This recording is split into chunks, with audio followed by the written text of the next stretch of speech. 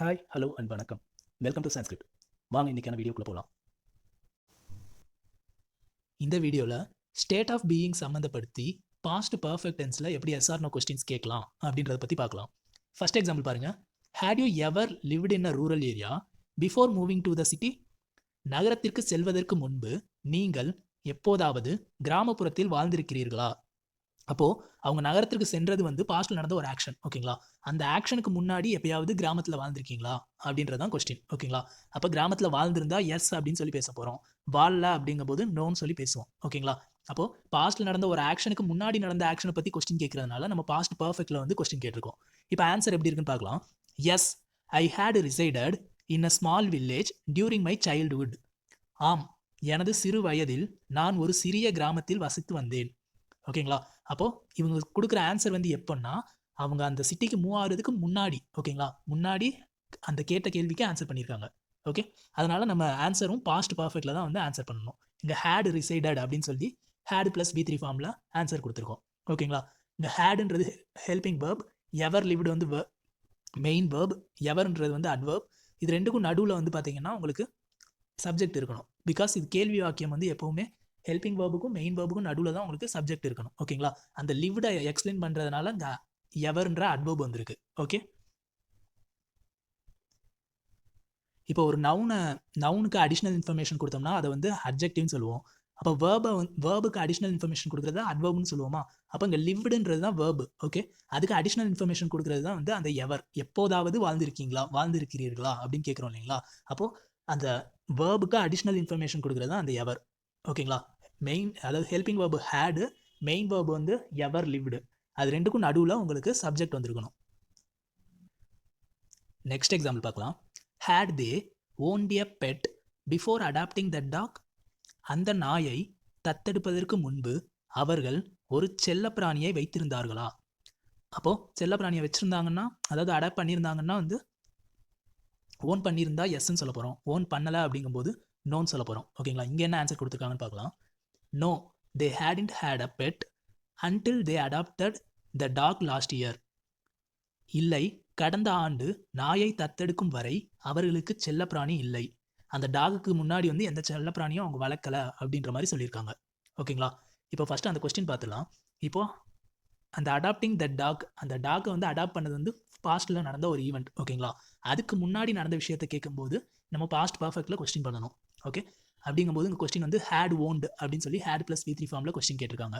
Okay, இப்போ நம்ம அந்த பாஸ்ட் பர்ஃபெக்டில் உள்ள கொஸ்டினுக்கு ஆன்சர் பண்ணணுங்கும்போது ஆன்சரும் வந்து பாஸ்ட் பர்ஃபெக்ட்லேயே இருக்கணும். அதனால் இங்கே தே ஹேட் நாட் ஹேடு தான் வந்து மெயின் வேர்ப், ஓகேங்களா? இங்கே ஆன்சரில் வந்து பார்த்தீங்கன்னா ஹேடு ப்ளஸ் ஹேடு. ஓகே, ஹேவோட V3 ஃபார்ம் வந்து ஹேட் தானே.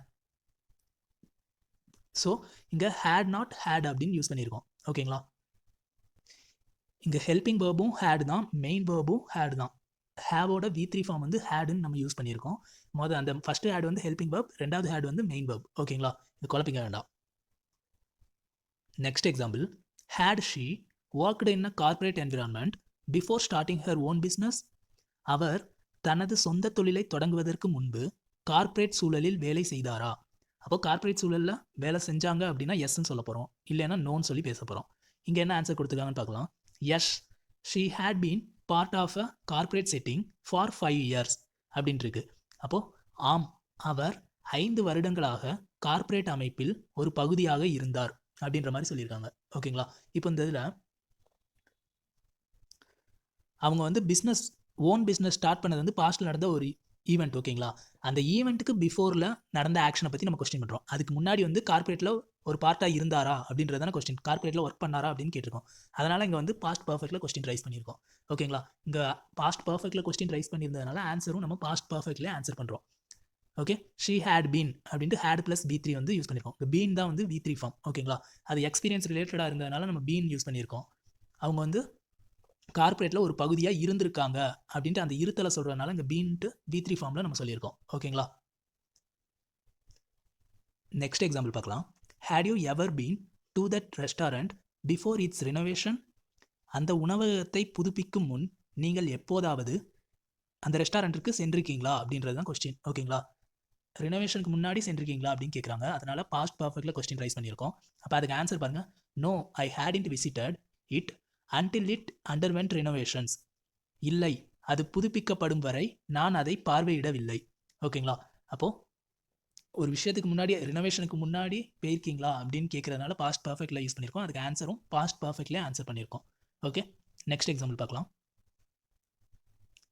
Had the students used digital textbooks before the school upgraded its technology? பள்ளி அதன் தொழில்நுட்பத்தை மேம்படுத்துவதற்கு முன்பு மாணவர்கள் டிஜிட்டல் பாட புத்தகங்களை பயன்படுத்தினார்களா? அப்போ பயன்படுத்தினாங்க அப்படிங்கும்போது எஸ் அப்படின்னு சொல்லி பேசுவோம். பயன்படுத்தலை அப்படின்னா நோன்னு சொல்லி பேச போகிறோம். ஓகேங்களா? அதாவது ஸ்கூலை அப்கிரேட் பண்ணுற, அவங்க டெக்னாலஜியை அப்கிரேட் பண்ணுறதுன்றது ஒரு ஈவெண்ட். ஓகேங்களா? ஒரு நிகழ்ச்சி.